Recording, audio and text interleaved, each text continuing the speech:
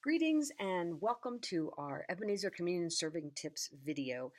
We want to start by saying thank you so much for volunteering to help us with communion. We honestly can't do a whole Sunday service without all of our wonderful volunteers, and serving communion is such an important part of the service that we really appreciate your willingness to help us out. This video is just going to take you through some quick highlights of what you need to know. You can come back to this anytime you need a refresher, or you just are getting ready for communion, or maybe you haven't served in a long time, or maybe it's the first time you've served. This video is just going to help you out a tiny bit. So first of all, scheduling for communion. You are going to get an email from what we call Planning Center Online, or PCO for short. And this is the way we schedule everything for the Sunday services. So once we set you up in PCO, you'll get an email if we are asking you to serve on a certain Sunday, and it'll have a big accept or decline button at the top, at the bottom. And you'll read that, look at the date, see if you can serve at that particular time and date, and either accept or decline. This is automatically then entered into our church planning system. So we know right away if you're not available, that's fine. Just click decline and we can move on. But these emails are really important to respond to because we do control everything from inside Planning Center Online. And we like to try to get everything confirmed by about Wednesday of the prior Sunday that you're going to serve for, because that allows us time to make sure that we have everything ready to go on Sunday. So these emails are really important to respond to. You might also get an email that's asking you if you're available to serve, and then you can enter in the date that you're available if we're short on a person and we're working on filling some holes. So look for those Planning Center Online emails and respond to them. The second thing is, once you get to Sunday and you know you're going to be serving that Sunday, we will ask you to check in. So you're going to arrive about 15 minutes early for whatever service you're going to be serving communion.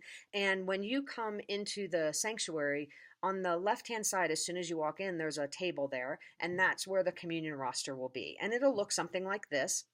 This is for December 6th of 2015, but it's going to look like that. It'll have the date, it'll have the times, and it'll have everybody's name listed that has confirmed for communion.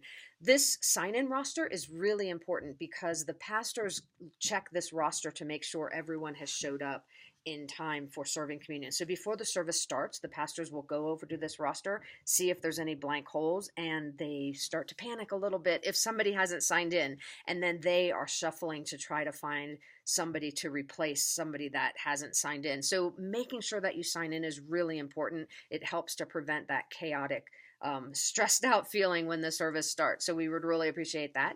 Once you sign in, you can have a seat anywhere you like, and then, just get ready to worship and then prepare when it comes time to serve communion. So again, when you sign in, you're going to check your station number, and that is which actual station you're going to be serving at, and they're numbered 1 through 6. Depending on what service, you might only have 4 stations, but some services have 6.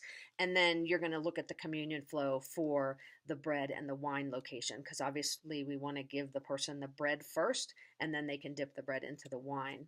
So communion traffic flow, as I mentioned, the serving stations are numbered 1 through 6, and the number 1 station is always on the left-hand side as you face the altar area, as you face the front of the church.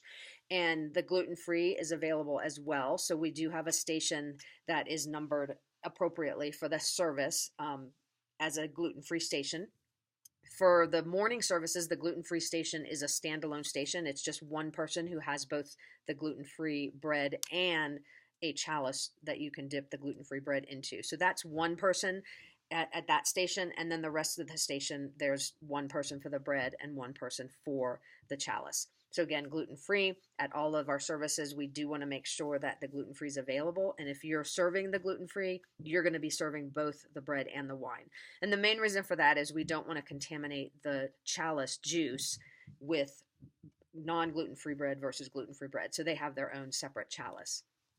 In terms of serving communion, when you come forward, and you're going to do that as the pastor begins giving instructions, most of the time the pastor will say, communion servers, come forward. But if he happens to forget that and just starts going into the instructions about communion and doing the blessing of the communion, you can go ahead and move forward. You'll move forward to the outer sides of the sanctuary, and by the windows there will be hand sanitizers, and you can stop there while the instructions about communion are going on.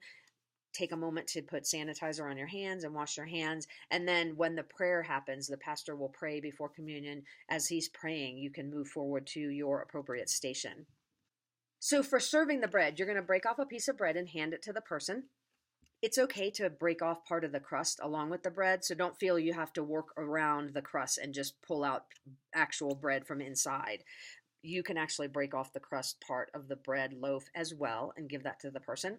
And make sure when you give them the bread, you're breaking off a piece that's large enough that they can hold the piece of bread and dip it into the juice without actually getting their fingers in the juice. So you have to give them a fairly decent sized piece of bread so that they aren't accidentally dipping their fingers into the chalice as well as the bread. And then you're going to say the words, the body of Christ broken for you. For the juice, if you're holding the chalice of the juice, you're just going to hold it and allow the person to dip the bread into it. You don't want to give the person the chalice. Occasionally, you'll have people that will want to drink out of the chalice, and you'll just kind of hold the chalice back a little bit and just let them know that they can actually just dip their bread into the wine, into the juice. And when they do that, you're going to say the blood of Christ shed for you. For children, if you have children that come up for communion, they are welcome to receive communion. If their parents seems to indicate that they should have it, go ahead and serve it to them. That's no problem at all. If the parent says that they don't want the children to have it, then that's fine too. So you don't have to say anything to them. You can just let them walk by. But if the parent wants the child to have communion, it's perfectly fine to serve communion to the children as well. So a few things to remember. First, the bread needs to come before the juice because we do communion serving by intinction. So they need the bread in order to dip the bread into the wine. And if you start serving communion and you notice that people are coming up and they're getting to the wine first, just quickly change steps, just step around each other so that you can serve the right direction or the right order. Extra bread is available at your station. You'll find extra bread usually on the table underneath where your bread is located. If you're serving the gluten-free, you're going to have both the chalice of juice and the gluten-free bread, and you're going to hold both of them. And the same process will, take place. It's just you're going to be doing both things at the gluten-free station. Then at the end of communion, so when everybody is done coming through your line and your line is finished, you're going to serve each other. So the bread server will break off a piece, give that to the person serving juice who can dip the bread in and eat the bread, and the bread server is going to break off a piece for themselves and dip it in the juice. So you want to serve each other to make sure that you're getting communion as well. And then once you're done with that, you're going to just put the elements back down on the table, cover them again with the cloths that were there when you first came up to the communion, and then you can just return to your seat. A few safety concerns, and I'll just go over these just for general awareness for anyone that's helping as a volunteer. We do have AED devices. They are located, the one in the sanctuary is located out in the narthex behind the wall that is behind the information desk. So there's an AED device there if you were to ever need to direct somebody to it. We also have in the narthex on both sides of the entryways, both doors that come in, there's a fire alarm, and there's fire extinguishers out there as well. We also have a wheelchair. If a wheelchair is needed, it's usually in the narthex in the coat rack as well. So you generally aren't going to have to worry about those safety issues, but we do want to mention them just in case. We want all our volunteers to be aware of the safety constraints and considerations that we have at the church. Last thing to know is if you are running late, again, we really do rely on our volunteers, and once you've confirmed for communion, we're expecting that you'll show up. But if something happens, you can call the church office at 540-659-1349.